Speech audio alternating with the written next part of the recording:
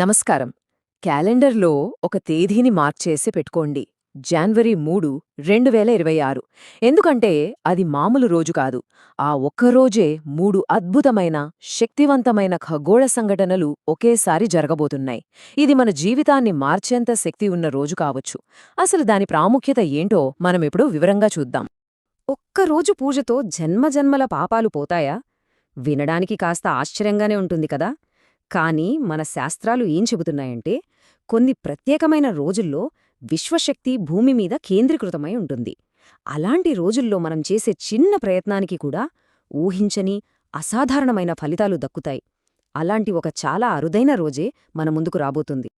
సరే, ఈరోజు మనమేం తెలుసుకోబోతున్నామంటే, ముందుగా ఆ రోజుకున్న ప్రత్యేకత ఏంటి, దాని వెనుకున్న శివముక్కోటి కథ, మనం చేయాల్సిన పూజలు, పుష్య పౌర్ణమి ప్రాముఖ్యత, శనిదోష నివారణ మార్గాలు, ఇక చివరగా మనం పొందబోయే అద్భుతమైన శుభ ఫలితాలు, వీటన్నింటి గురించి తెలుసుకుందాం. ముందుగా అసలు ఈ రోజుకెంత స్పెషాలిటీ ఏంటో చూద్దాం. జనవరి 3, 2026, అది ఒక శనివారం. అదే రోజున శివముక్కోటి, పుష్య పౌర్ణమి రెండూ ఒకేసారి వస్తున్నాయి. ఆలోచించండి, శనివారం, శివముక్కోటి, పుష్య పౌర్ణమి, ఈ మూడు ఒకేసారి రావడమనేది చాలా చాలా అరుదు. అందుకే దీనికంత పవర్ అన్నమాట. దీన్ని సింపుల్గా అర్థం చేసుకోవాలంటే, వైష్ణవులకు వైకుంఠ ఏకాదశి ఎంత ముఖ్యమో, ఎంత పవిత్రమైనదో, శైవులకు శివముక్కోటి కూడా అచ్చమంతే ముఖ్యం. పవర్లోగాని, ప్రాముఖ్యతలోగాని రెండూ సమానమే. విష్ణుభక్తులకు ఆ రోజు ఎంత ఇష్టమో, శివభక్తులకు ఈ రోజు అంత ముఖ్యం. మరి అసలు ఈ శివముక్కోటికి ఎంత ప్రాధాన్యత ఎందుకొచ్చింది? దీని వెనక ఒక అద్భుతమైన కథ ఉంది. ఆ కథ తెలిస్తేనే ఈ రోజుకున్న శక్తి ఏంటో మనకు పూర్తిగా అర్థమవుతుంది. కథ మొదలయ్యేది పాలసముద్రంలో. శ్రీ మహావిష్ణువు యోగనిద్రలో ఉన్నారు. కాని ఆయన ముఖంలో ఏదో తెలియని ఓ చిరునవ్వు. ప్రశాంతమైన నిద్రలో కూడా ఆయన పెదవులపై ఓ అద్భుతమైన నవ్వు విరిసింది. అది చూసిన ఆదిశేషుడికి భలే ఆశ్చర్యంగా, కుతూహలంగా అనిపించింది. వెంటనే ఆదిశేషుడు అడిగాడు, స్వామీ, ఇంత ప్రశాంతమైన నిద్రలో కూడా మీరు నవ్వుతున్నారు, కారణమేంటి అని. అప్పుడు విష్ణుమూర్తి చెప్పారు, నేను నా యోగదృష్టితో ఆ పరమేశ్వరుడి దివ్యమైన ఆనంద తాండవాన్ని చూస్తున్నాను. ఆ ఆనందమే ఈ చిరునవ్వుకు కారణమని. ఆ మాట వినగానే ఆదిశేషుడికి కూడా ఆ అద్భుతమైన నాట్యాన్ని చూడాలన్న కోరిక కలిగింది. ఇంకేముంది, విష్ణువు చెప్పినట్టు చిదంబరంలో కఠోరమైన తపస్సు మొదలుపెట్టాడు. ఆయన భక్తికి మెచ్చిన ఆ పరమశివుడు నటరాజ రూపంలో ప్రత్యక్షమై ఆ దివ్యమైన ఆనంద తాండవాన్ని ప్రదర్శించి ఆదిశేషుడి కోరిక తీర్చాడు. చూసారా, ఆ ఆదిశేషుడు కోసం పరమేశ్వరుడు ప్రత్యక్షమైన ఆ పవిత్రమైన క్షణాన్నే మనం ప్రతి ఏటా శివముక్కోటిగా జరుపుకుంటాం. ఇది ధనుర్మాసంలో ఆరుద్ర నక్షత్రమున్న రోజున వస్తోంది. అందుకే ఈ కాంబినేషన్కి అంత పవిత్రత అన్నమాట. సరే, కథ, దాని ప్రాముఖ్యత తెలిసింది కదా. మరి ఆ రోజు మనమేం చేయాలి? ఆ శివయ్య అనుగ్రహం పూర్తిగా మనకి దక్కాలంటే ఎలాంటి పూజలు చేయాలో ఇప్పుడు చూద్దాం. ఇక్కడ టైమింగ్ చాలా ముఖ్యం. వీలైతే సూర్యోదయానికి ముందే, అంటే ఉదయం 7 గంటల లోపు శివాలయానికి వెళ్ళాలి. అక్కడ శివలింగానికి జరిగే అభిషేకాన్ని చూడాలి, ముఖ్యంగా అన్నాభిషేకం. దీన్ని చూస్తే జన్మలో అన్నానికి లోటు ఉండదని మన పెద్దలు చెప్తారు. ఒకవేళ ఆర్థిక సమస్యలతో ఇబ్బంది పడుతుంటే, ఐశ్వర్యం కావాలని కోరుకుంటుంటే ఈ మంత్రాన్ని తప్పకుండా జపించాలి. శ్రీ శివాయ మహాదేవాయ ఐశ్వర్యేశ్వరాయ నమః, శ్రీం శివాయ నమః. శివాలయంలో కూర్చొని మనస్సు పెట్టి జపిస్తే అద్భుతమైన ఫలితాలుంటాయి. అలాగే జాతకంలో గ్రహదోషాలు ఉన్నా, ఏ పని మొదలుపెట్టినా ఆటంకాలు వస్తున్నా, వాటన్నింటినీ దాటడానికి ఓం నమో భగవతే రుద్రాయ అనే ఈ రుద్రమంత్రాన్ని పఠించాలి.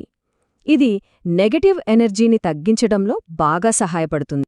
ఇప్పటిదాకా మనం శివముక్కోటి గురించి మాట్లాడుకున్నాం. ఇప్పుడు ఆ రోజుకున్న మరో స్పెషాలిటీ, అదేనండి పుష్య పౌర్ణమి గురించి తెలుసుకుందాం. దీనిక్కూడా దానిదైన ఒక ప్రత్యేక శక్తి ఉంది.